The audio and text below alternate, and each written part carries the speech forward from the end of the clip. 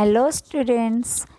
We are studying Indian economic development and our chapter first, Indian economy on the eve of independence, is done, and we have studied till now how Britishers came to India, what happened in agricultural sector on the eve of independence, what happened during industrial sector, and how the drain of Indian wealth was there in Britain. Now move ahead. We are seeing demographic profile.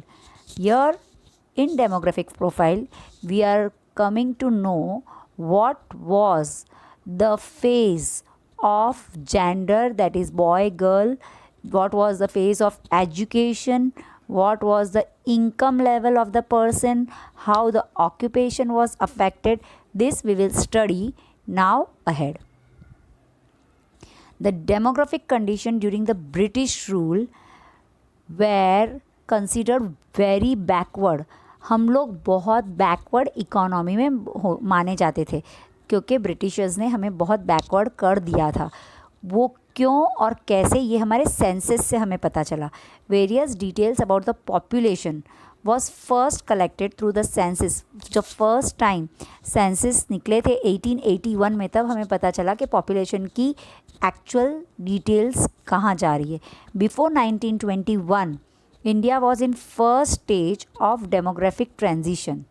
The second stage of transition started after 1921.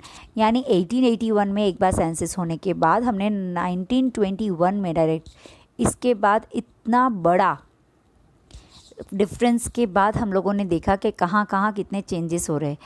Neither the total population of India nor the rate of population growth at this stage was high. हमारे यहाँ पर कोई ऐसा rate नहीं था जिसको हम बोलेंगे कि ये पॉपुलेशन रेट या पॉपुलेशन ग्रोथ बहुत ज़्यादा हाई हो रही थी. द ईयर 1921 ये हमारे लिए बहुत इंपॉर्टेंट ईयर क्यों है? Because it is described as the year of great divide. उसे क्यों कहा जाता है? Because after this, it is because after 1921 population grew continuously and rapidly.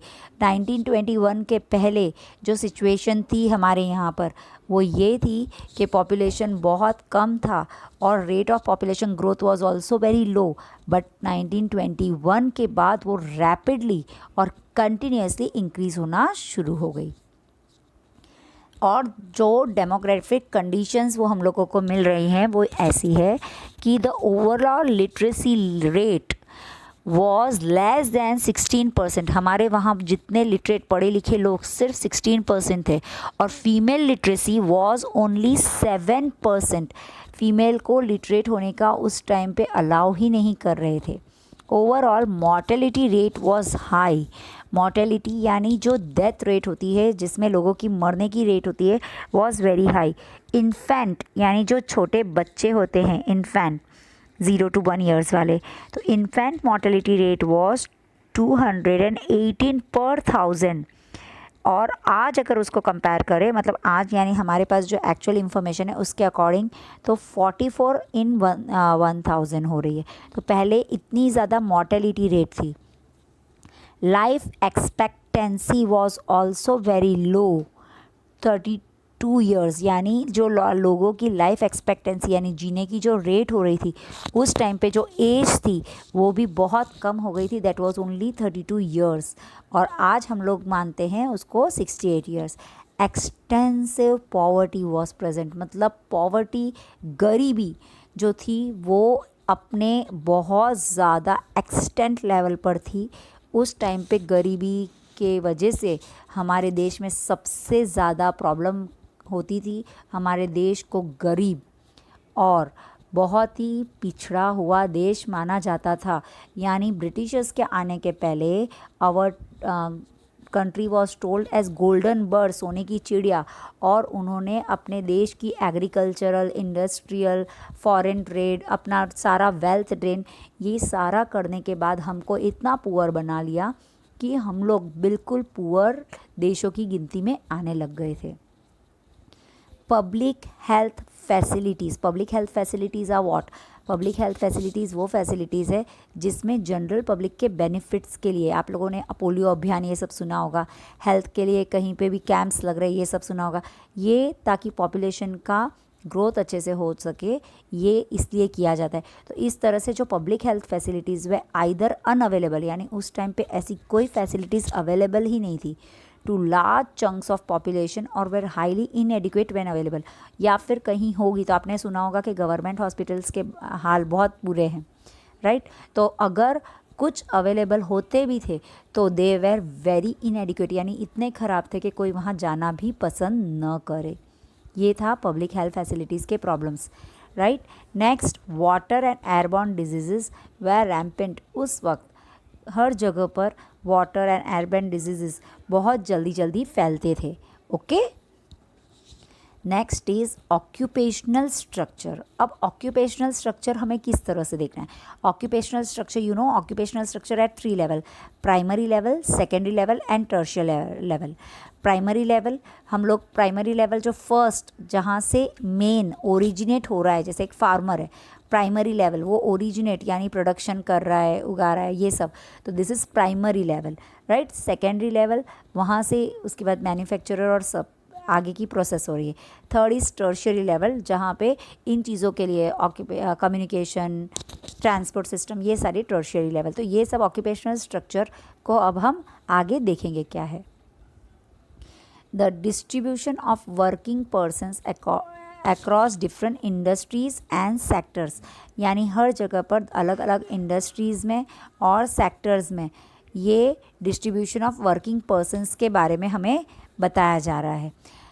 During the colonial period the occupational structure उस वक्त क्या था, was 70 to 75% was in agriculture sector, यानी मैक्सिमम पर्सनस हमारे यहाँ पर जो थे वो 70 to 75% थे एग्रीकल्चरल सेक्टर में। Manufacturing sector accounted for 10% and the service sector 15 to 20%। जो मैन्युफैक्चर यानी गुड्स को मैन्युफैक्चर करने वाला जो काम था वो सिर्फ 10% होता था, और सर्विस सेक्टर हमारे यहाँ 15 to 20% था। यानी हमारे यहाँ पर सबसे ज़्यादा एग्रीकल्चर सेक्टर में लोग इन्वॉल्व थे, and our country was told as agricultural country. अब ये अगर हम सब देखें तो हमारे यहाँ पर बहुत अच्छा एग्रीकल्चरल का होता था, यानी मैन्युफैक्चरिंग सेक्टर में ओनली 10% थे, और उसके बाद में अगर हमने देखा तो सर्विस सेक्टर, यानी सर्विस सेक्टर इतना ज़्यादा उस टाइम पे ऐसा नहीं हुआ था कि लोग सर्विसेज के लिए कहीं कहीं जा रहे, तो ये सारी चीज़ें बहुत कम थी। Regional disparities were also an important feature. Regional disparities यानी कोई रीजन है, जैसे कोई एरिया है, तमिलनाडु, आंध्र प्रदेश, केरला, कर्नाटका, इस तरह से, तो ये कोई कोई रीजन बिल्कुल एक वहाँ पर वो डिपेंडेंट वो कहीं और एग्रीकल्चर पे सेक्टर पे डिक्लाइन होता था, डिपेंड रहता था।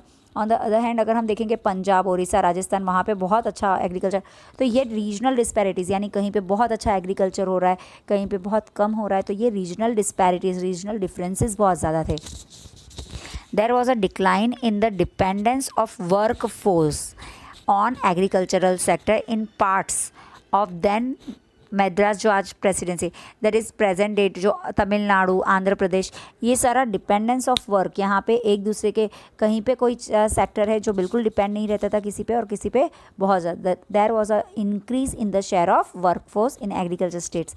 सबसे ज़्यादा वहाँ पे राजस्थान, उड़ीसा, वहाँ पे जहाँ पे ज़्यादा जॉब रहेगा तो वहाँ पे अच्छा वर्कफोर्स है। Thus we can say Indian occupational structure was static and unbalanced. हमारा occupational structure on the eve of independence किस तरह का था? प्राइमरी, सेकेंडरी और टर्शियरी, ये पूरा अनबैलेंस था, स्टैटिक था, ये सही तरीके से नहीं था। तो क्या हो रहा था, जो चीज़ें एक जगह अवेलेबल थी वो दूसरी जगह अवेलेबल नहीं हो पा रही थी। ओके।